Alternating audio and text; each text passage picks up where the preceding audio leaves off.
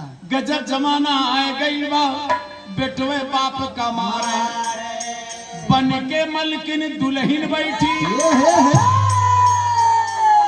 अरे सासू का फटकार नक्शा चले बदल के सासुर में दुल्हनिया बतावा दुनिया कैसे